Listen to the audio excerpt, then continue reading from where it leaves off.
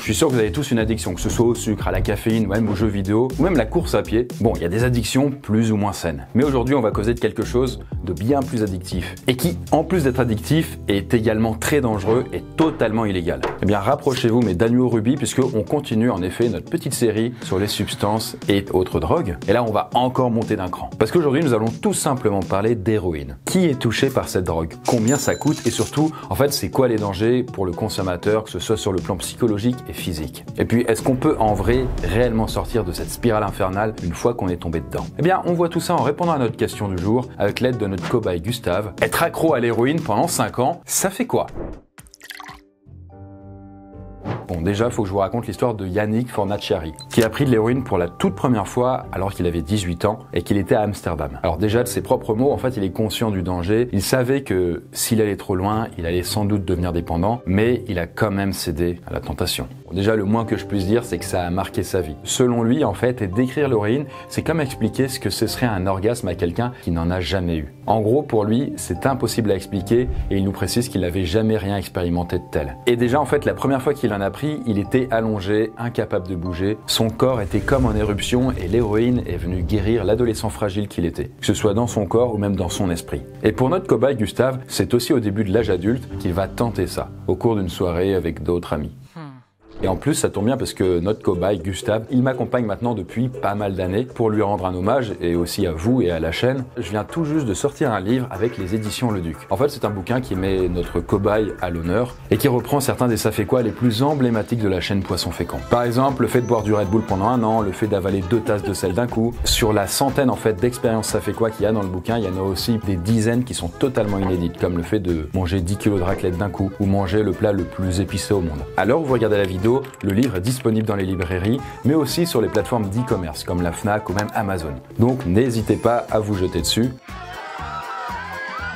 N'hésitez pas à l'offrir à des gens en fait qui aimeraient découvrir les ça fait quoi, mais sous forme de bouquins. D'ailleurs, j'en profite aussi pour remercier toutes les personnes qui ont précommandé le livre lors des dernières semaines. En fait, ça a permis d'envoyer un message positif aux vendeurs pour dire que le livre avait de l'intérêt et que voilà, les gens le veulent quoi. Bref, si ça fait des mois ou des années que vous regardez les ça fait quoi avec moi, eh bien n'hésitez pas à commander le livre. Ce sera le premier objet physique que vous pourrez avoir en fait de toutes ces aventures. C'est quand même ouf quoi. Bref, de notre côté, on retourne à la substance qui nous intéresse aujourd'hui. Parce que déjà, avant d'aller plus loin, en fait, l'héroïne, c'est quoi exactement? Eh bien déjà, tout part du pavot, qui est notre matière première. Une fois qu'on a récolté l'opium, du pavot, eh bien, on va en extraire de la morphine. Après un procédé appelé l'acétylation, ça va nous donner de l'héroïne. Et comme pour la farine dont je vous parlais il y a quelques temps, la farine, bien sûr. En fait, l'héroïne, elle n'est pas pure quand elle est consommée. Elle est coupée avec diverses choses comme du lait en poudre, des médicaments, du paracétamol, voire même du sucre dans d'autres cas. Et l'héroïne, elle a aussi la particularité de pouvoir être consommée de plusieurs façons. Évidemment, à l'aide d'une seringue et directement injectée dans une veine ou dans un muscle, mais elle peut aussi être inhalée, fumée ou même sniffée. Mais dans notre cas, à nous, c'est avec l'injection qu'on va se concentrer, parce que c'est comme ça que se consommer la plupart du temps, quoi. Mais alors, du coup, comment les gens tombent là-dedans en général? Ce qui est clair, c'est qu'une fois que les gens sont tombés, eh bien on ne sait pas s'ils arrivent à sortir. En fait, il n'y a pas de profil type à proprement dit, mais il y a quand même des choses qui reviennent très souvent dans les témoignages. Et en fait, à la manière du crack dont on avait déjà parlé dans une autre vidéo, ce sont beaucoup de personnes en situation de précarité, voire même sans abri, qui sont les premières victimes. Consommer, ça leur permet en fait d'oublier leur quotidien, parfois même de faire passer le temps un peu plus vite, tout en guérissant en vrai certains maux, que ce soit physique ou psychologique. Et dans d'autres cas, la première prise peut même être faite suite à une épreuve douloureuse comme une rupture ou même un décès, et où le consommateur va compter sur cette drogue pour tenir le coup et penser à autre chose. Et pour d'autres personnes, comme par exemple Ilyes, là ça a été complètement différent et ça a même plutôt été de la curiosité. En fait, lui, comme pour beaucoup de ses potes, il a commencé à fumer des clopes lors de l'adolescence avant de tomber dans la salade et les boulettes de viande à la fin du lycée. J'espère que vous comprenez les jeux de mots, quoi. Bon, là, lors des soirées, il va également tester la MDMA ainsi que de la farine sans développer une dépendance, ce qui est quand même assez rare, cela dit. Et d'ailleurs, de ces mots, il pense alors qu'il est en quelque sorte immunisé contre l'emprise des drogues. Il se dit que c'est bon, il est plus puissant que ça. Du coup, il est curieux, il décide alors de passer un cap supplémentaire en s'injectant directement de l'héroïne dans les veines. Il va mettre alors à ce moment-là, mais sans le savoir, la main dans un engrenage destructeur. Et là, je peux vraiment pas dire qu'il a eu la même chance qu'avec d'autres substances. Parce que après seulement une prise, il est devenu accro. Parce que oui, en fait, l'héroïne, c'est considéré comme l'une des drogues les plus addictives et dont on a le plus de mal à se débarrasser. Mais ça, j'en reparlerai après. En tout cas, sans aucune surprise, la prise de cette drogue comporte énormément de dangers, à commencer par la surdose qui peut mener à l'overdose. Et pour être un peu moins extrême, en fait la prise peut aussi amener à de violents maux de tête, une perturbation de la respiration, de la somnolence, des démangeaisons. Mais ça a aussi pas mal d'autres effets comme des étourdissements, de la confusion, voire même des pertes de conscience temporaires. Et là c'est juste en très court terme, quand ça peut subvenir après seulement une prise typiquement. Et c'est ce que notre cobaye Gustave, comme vous le voyez, est visiblement en train d'expérimenter. Mais en vrai, qu'est-ce que cette drogue elle a réellement sur le corps? En fait, combien ça coûte aussi au quotidien? Comment font les gens pour trouver la thune? Et plein d'autres questions auxquelles on répond en laissant passer quelques mois. Ça fait 6 mois qui sont passés et c'est largement suffisant pour faire basculer une vie, comme c'est arrivé typiquement à William. J'ai fait ma première injection d'héroïne peu après mes 20 ans, car j'étais dans une très mauvaise phase, aussi bien pro que perso. Et malheureusement, en seulement quelques semaines, j'étais complètement accro. J'ai rapidement été viré de mon taf et je me suis encore plus renfermé sur moi-même. Tout l'argent que j'avais mis de côté partait peu à peu dans ma consommation et je suis rapidement monté à 50 voire 60 € de conso quotidienne. J'ai quitté l'appart que j'avais à Strasbourg pour emménager dans un studio près de Mulhouse, qu'on me prêtait. Si on peut dire ça comme ça, parce qu'en fait, je faisais ça en échange de deals. J'ai perdu plus de 10 kilos au cours de mes 6 premiers mois de consommation, et j'étais un véritable zombie. Aujourd'hui, 10 ans après, ça va un peu mieux, je touche plus à l'héroïne, mais j'ai malheureusement transféré mon addiction dans d'autres drogues. Comment c'est possible de ruiner une vie avec une telle substance? Qu'est-ce qui se passe à l'intérieur de nous? Qu'est-ce qu'on ressent? L'autre au début, il disait que c'était mieux qu'un orgasme. Mais de quoi on cause? Pourquoi tous ces gens succombent à cette drogue malgré tous les dangers? C'est quand même dingue. Tout simplement parce que du coup, après l'assimilation, ça va provoquer une montée d'euphorie très intense, avant d'entrer petit à petit dans une sensation de bien-être, de détente absolue. Et même dans certains cas, on est tellement sur un nuage ou même dans le ciel, dans le 7e ou le 8e ciel, on ne sait plus, que ça peut rendre totalement indifférent à la souffrance psychique ou même physique, ou même à l'angoisse. C'est comme si tout ça, ça n'existait plus. Ce qui est évidemment bien pratique quand on vit une phase de sa vie très difficile. Et après, pour le côté physique, où ça anesthésie, où ça fait que du coup on se sent ailleurs, c'est normal, c'est un dérivé de la morphine qui nous shoot quand même pas mal quand on en prend. Après, pour ce qui est de la durée des effets, ça dépend de la façon dont c'est consommé. Est-ce que c'est injecté dans une veine, dans un muscle, ou est-ce qu'elle est inhalée? Et puis il faut aussi prendre la dose ou même le physique de la personne. Au début, c'est vraiment la lune de miel. C'est tout beau, tu te sens bien, t'as chaud, t'as l'impression d'être dans un cocon. Ça fait oublier tous les problèmes et moi, c'est ce que j'aimais, être shooté. Mais rapidement, t'as chaud, t'as froid, t'as des crampes, les os qui te font mal, tu te vomis dessus et tu deviens complètement taré. En tout cas, qu'importe, dans tous les cas, ça reste très bref. Ça va durer quelques minutes, voire quelques dizaines de minutes au maximum. Et c'est pour ça du coup, on va vite redescendre et après, on aura très envie d'en reprendre pour remonter tout en haut. Et du coup, on estime que les personnes qui en consomment quotidiennement doivent en prendre toutes les 8 à 10 heures pour éviter les symptômes de sevrage et du coup, être hyper mal, quoi. Mais alors, il y a une autre question que vous posez sans doute, combien ça coûte? On perd pas le nord. Quel est le budget que ça représente tous les mois pour les consommateurs, d'ailleurs les plus hardcore? Là encore, comme pour tout type d'addiction, c'est quand même compliqué d'avoir une vraie moyenne, un chiffre exact. Mais on peut quand même compter des dizaines d'euros par jour en fonction des habitudes de conso, quoi. Typiquement pour Maëva, dont là on a changé le nom, la consommation d'elle et de son mari peut aller jusqu'à 100 balles par jour. Sachant qu'elle était tombée dans l'héroïne par le biais de son compagnon qui en prenait depuis quelques temps. Et rapidement, elle a perdu pied. Elle parle de l'héroïne comme un véritable piège qui s'est refermé sur elle. Et alors que les mois passent, elle commence à ne plus se souvenir de certaines choses qu'elle a fait. Et elle décrit ça d'ailleurs comme le fait d'être sur une autre planète. Et côté santé, ça s'est également dégradé. Elle n'a plus ses règles, elle perd ses cheveux et elle perd aussi beaucoup de poids.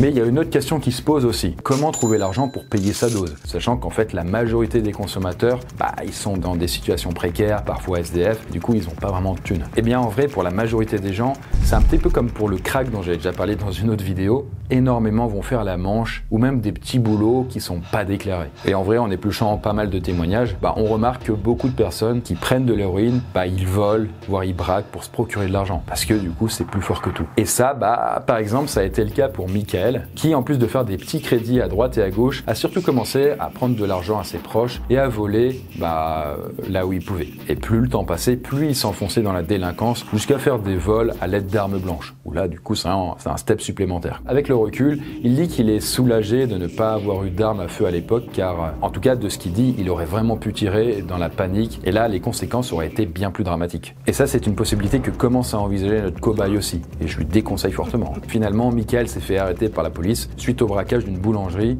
et là il a été emprisonné. Et en vrai, d'une façon peut-être détournée, ça l'a sauvé parce que Michael a pu petit à petit reprendre le contrôle de sa vie et rester loin de la drogue. Mais il y a aussi d'autres personnes qui vont se mettre à dealer partiellement, soit pour faire rentrer de l'argent, soit pour avoir des réductions sur leur consommation. En plus, dans de rares cas, en tout cas du côté des femmes, là il peut être question aussi de prostitution. En début de vidéo, en plus, je demandais combien de personnes peuvent être touchées par cette drogue en France. Et en vrai, sans trop de surprise, c'est un petit peu dur en fait d'avoir des stats là-dessus. Mais si on recoupe plusieurs études, on peut estimer qu'il y a environ 1,5 million de consommateurs d'héroïne. Même si ça regroupe en vrai plutôt l'héroïne et puis les opiacés. Quand je dis opiacés, ça peut être les gens qui prennent de la morphine illégale ou alors du coup du fentanyl. En tout cas, pour ce qui est de l'évolution de la consommation dans le temps, 1,5 million, c'est quand même énorme. Après, ça veut pas dire que c'est des gens qui en prennent tous les jours, loin s'en faut. Mais en vrai, c'est plutôt stable dans le temps, comme vous pouvez le voir avec ce superbe graphique, puisque depuis 92, ça fluctue assez peu. Et bon, un peu plus tôt, je vous disais, si on arrête de consommer de l'héroïne, on peut alors tomber dans ce qu'on appelle la phase de manque. Et en fait, dans cette situation, là, c'est le physique qui va trinquer en premier, avec toute une chier de symptômes plus désagréables les uns que les autres. Il peut y avoir la perte de poids, ou même des phases de déconnexion dont j'avais parlé un peu plus tôt avec Maëva. Le fait de se sentir sur une autre planète, de plus se souvenir de certains trucs. Et pour d'autres, comme Michael, lui, en fait, le manque physique, ça a été compliqué à supporter. Il compare ça à une grippe, mais puissance 10 000. Et du coup, au programme, pour lui, c'était une alternance des moments où il crève de chaud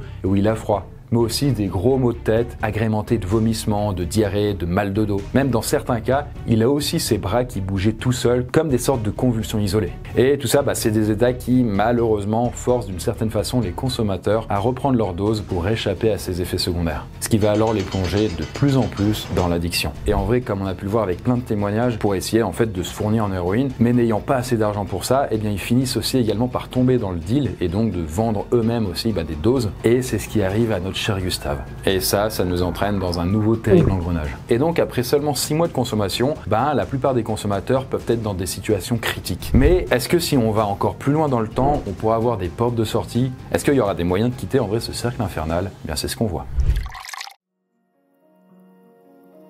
Alors imaginez, ça fait déjà 2 ans en fait qu'on est en pleine consommation d'héroïne et là l'une des solutions pour sortir en fait de cette boucle infernale, c'est d'aller en centre de désintox. Et ça c'est ce qu'a tenté William parce qu'après environ 2 ans de conso et ne sachant pas comment s'en sortir à titre perso, il a tenté plein de trucs mais ça ne marchait pas, il a finalement opté pour le service d'addictologie. Et tout ça dans une clinique dans le Haut-Rhin qu'il préfère ne pas nommer. Alors honnêtement, il a très mal supporté le traitement médicamenteux. Et en fait après seulement 2 semaines de soins, il a même préféré quitter la clinique car tout simplement le manque d'héroïne le mettait en PLS, psychologiquement parlant. Et d'ailleurs, détail qui a aussi son importance, mais William, il n'est pas allé en centre de désintox pour lui, mais suite à une demande de son frère qui ne savait plus quoi faire pour l'aider. Et là, c'est pareil pour notre cobaye Gustave, qui a voulu tenter le coup et qui a tenté une cure de désintox. Et comme prévu, en fait, faut pas imaginer que c'est un truc miraculeux. Et en épluchant les témoignages, on remarque que dans la majorité des cas, plus le temps passe et plus on est accro. Et moins on a de chances de pouvoir en sortir. Et en parallèle, avec le temps, pas mal de consommateurs font de moins en moins attention sur le matériel qu'ils utilisent. Ça va être des seringues, parfois un peu usagées, un peu dégueu. S'il y a des saloperies, ça va directement aussi dans le corps. Et du coup, outre les problèmes de santé qu'on a déjà évoqués, ça peut aller encore plus loin, avec des hépatites ou même des maladies comme le sida. Car qui dit seringue dit aussi que ça augmente les chances de choper des pathologies qui se transmettent directement via le sang.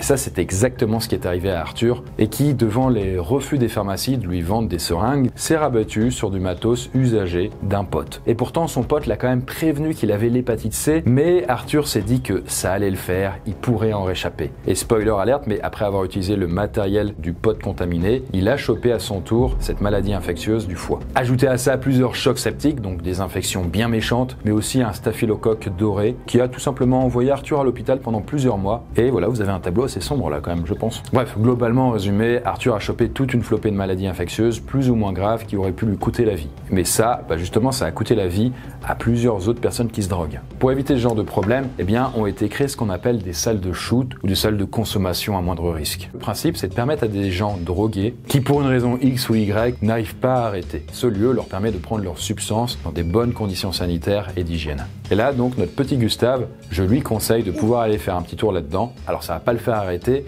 mais ce sera au moins une première marche. Et du coup, dans des centres comme celui-là, comme celui de Strasbourg, on retrouve 8 postes d'injection et 4 d'inhalation accessibles. Et il y a aussi également un infirmier infirmiers présents en permanence pour surveiller les doses et au besoin aider les consommateurs. Alors pour le moment, faut quand même pas s'enflammer non plus, parce qu'il n'y a pas beaucoup de salles de ce type en France. En vrai, il y en a que 2. Il y en a une en Alsace et une à Paris, qu'a utilisé Arthur. J'ai passé les portes de la salle de consommation à moindre risque de Paris, juste pour voir, et j'ai directement été rassuré. Avec le temps qui passait, j'ai même fait part de mon envie à l'équipe sur place de reprendre le bénévolat. Sans la salle, je me serais pas engagé dans de telles démarches et aujourd'hui je suis salarié à mi-temps. Mais je ne suis pas encore sorti de ma dépendance à la seringue et il me manque un déclic sanitaire, si on peut dire. Car j'ai arrêté l'alcool quand mon foie le rejetait et le crack à cause de problèmes de thyroïde qui disaient stop. Pour certains, l'arrêt peut se faire avec un déclic social, mais il faut absolument que ça vienne du consommateur. Une cure, plus ou moins forcée, ne sert à rien car dès qu'on sort, on retombe dedans. Et en fait, dans ces fameuses cures d'ailleurs, il y a un médoc qui revient assez souvent quand il s'agit de se sevrer de l'héroïne, et c'est la méthadone. En fait, ce médoc, il fait partie de la famille des opioïdes, et dont fait partie l'héroïne, et dans un premier temps, en fait, on vient remplacer l'héroïne par de la méthadone. Au lieu qu'il prenne ses doses d'héroïne, il prendra de la méthadone. Donc en gros, ça fera un peu les mêmes effets que l'héroïne, ça n'aura pas été coupé avec du lait pour bébé et compagnie. Moi, je lui donne 6 doses de lait en poudre pour 200 grammes d'eau. Voilà, c'est quand même plus propre, et petit à petit, ensuite, on va diminuer les doses, mais très lentement. Et à un moment, la personne finit par être sevrée, ne plus avoir besoin en théorie de se shooter. Parce que ça, c'est en théorie. En fait, comme beaucoup d'autres médicaments, comme par exemple les antidépresseurs ou même les somnifères, pour ne citer que,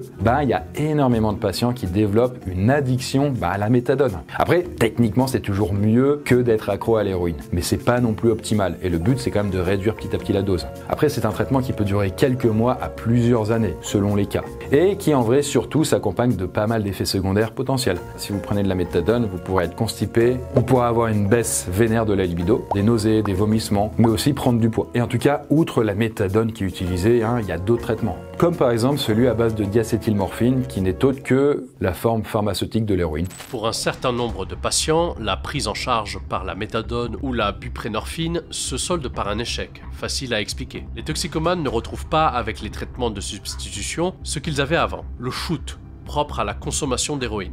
En revanche, si on lui administre de la diacétylmorphine, le toxicomane retrouve la substance pour laquelle il était dans un état de manque et qui lui apporte une satisfaction. Il est donc tout à fait logique que le malade suive son traitement plus longtemps.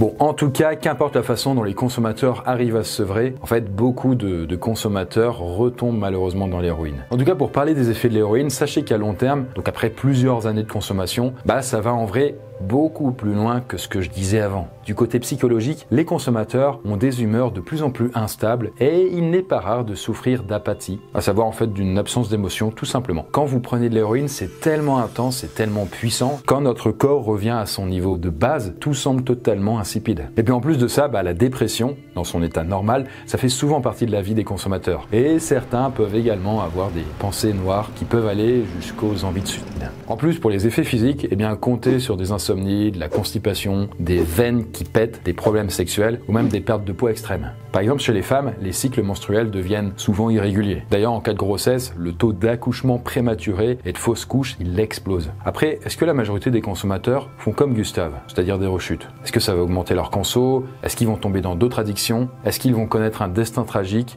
On voit ça dans notre dernière partie.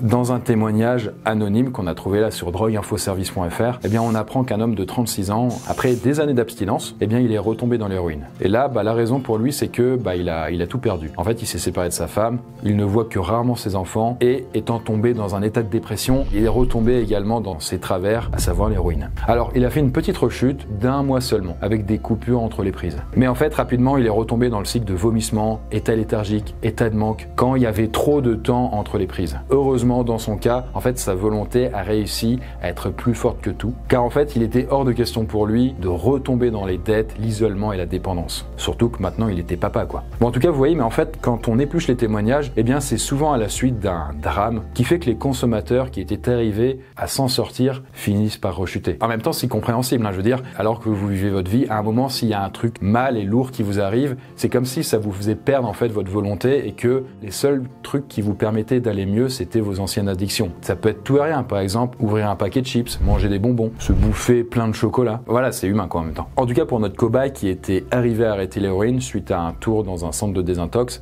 c'est suite au décès du vieux d'argent qu'il va replonger. Alors en vrai, combien de consommateurs sont concernés par la rechute? Bien en vrai, pas mal. En parcourant les études, le taux de rechute est d'environ 90% pour l'héroïne, contre en moyenne à peu près 50% pour d'autres substances addictives. Et donc de fait, l'héroïne, c'est l'une des dépendances les plus difficiles à guérir. Principalement dû au fait que cette substance, elle a une puissante capacité à produire de l'euphorie de façon très intense. En tout cas, pour s'en sortir définitivement, il n'y a pas de secret. En fait, quelle que soit la solution trouvée par les consommateurs qui souhaitent arrêter, tout part d'une même chose, la volonté. Par exemple, pour Yannick Fornaciari, dont j'ai parlé au début de la vidéo, la sortie de l'héroïne, après des années de dépendance, s'est faite à l'aide d'une passion, la photo. En fait, dans l'enfer qu'il a connu à cause de la drogue, il ne lui restait que la photo. Il a donc décidé de commencer à photographier son quotidien. Et vous pouvez voir d'ailleurs plusieurs de ses clichés. En fait, c'est devenu pour lui l'unique chose qu'il se donnait comme objectif. Et après ce projet de photographie, il voulait montrer la réalité de la dépendance à cette substance et ce que les gens ne soupçonnaient pas forcément. Les gens, ils vont s'imaginer peut-être que du coup l'héroïne,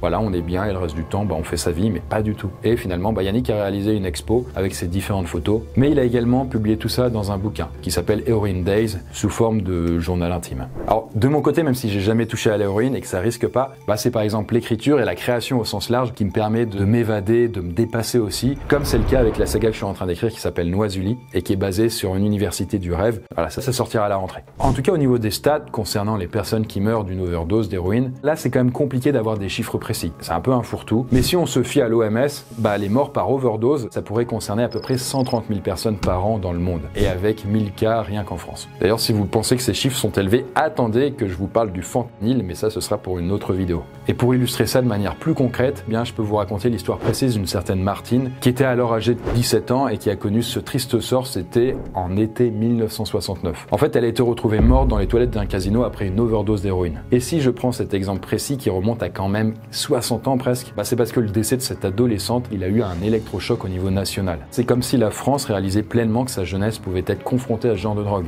Et là, comme vous pouvez le voir avec ces extraits de journaux, ça a rapidement fait le tour de la région puis du pays tout entier. Après, c'était pas le premier cas d'overdose, mais là, comme c'était quand même une jeune fille, ça a quand même suscité un certain émoi au sein de la population, en plus d'une certaine panique, on va dire. Et en tout cas, à l'époque, en parlant de l'héroïne, c'est là où on a utilisé le mot de fléau social, jusque dans les plus hautes sphères de l'État. Et pour notre pauvre Gustave, hélas, là, le dénouement est malheureusement le même. Après être passé en salle de consommation à moindre risque, par un centre de désintox et ensuite de plusieurs rechutes, il va malheureusement se faire l'injection de trop qui va lui coûter la vie 5 ans après sa toute première prise d'héroïne. Heureusement, pour terminer sur une note plus positive quand même, en fait, oui, il y a des gens qui arrivent à s'en sortir. C'est le cas par exemple de John Crace qui avait tenté des cures de méthadone à plusieurs reprises, qui avait fait aussi un séjour dans un centre de désintox où il a même été malade comme un chien pendant 4 semaines, mais ça l'a énormément aidé. Et surtout, en fait, il a participé à des réunions des narcotiques anonymes et qui l'ont énormément aidé si on se fie à son témoignage. En fait, ça a été une vraie bouée de sauvetage pour lui et petit à petit, il a pris de l'importance au sein de ces réunions et de l'association jusqu'à être capable d'en aider d'autres à son tour. En tout cas, grâce aux réunions, il a pu retrouver du travail malgré un trou de 10 ans quand même dans son CV et petit à petit, il est aussi arrivé à renouer contact avec d'anciens amis et des membres de sa famille avec qui il avait perdu tout lien à cause de l'héroïne. Si vous êtes concerné, vous, par l'héroïne ou n'importe quelle autre drogue, sachez que vous pouvez vous rendre sur le site drogueinfoservice.fr. Vous pouvez aussi appeler ce numéro de façon totalement anonyme et gratuite. Et si vous êtes en période de sevrage, je vous souhaite bon courage avec toute l'équipe. Moi, je vous souhaite une bonne journée et je vous dis à la prochaine vidéo. Et dernière petite info qui peut vous intéresser, mais est-ce que vous saviez que la consommation de drogue, ça a impacté les rêves que vous faisiez? Parce que par exemple là, le manque physique de l'héroïne, ça peut se ressentir quand vous dormez et donc quand vous rêvez aussi. Et ça fait que quand vous êtes en sevrage d'héroïne, vous allez rêver d'héroïne et en vrai c'est une bonne chose parce qu'en fait ça permet un peu à votre cerveau à travers le rêve de vivre en fait le fait de prendre la dose et de mieux aller quand vous vous réveillez. Le rêve et tout ce qui tourne autour de ça avec Noisuli, c'est un truc qui est quand même très important pour moi puisqu'il y a une saga qui s'écrit sur le sujet.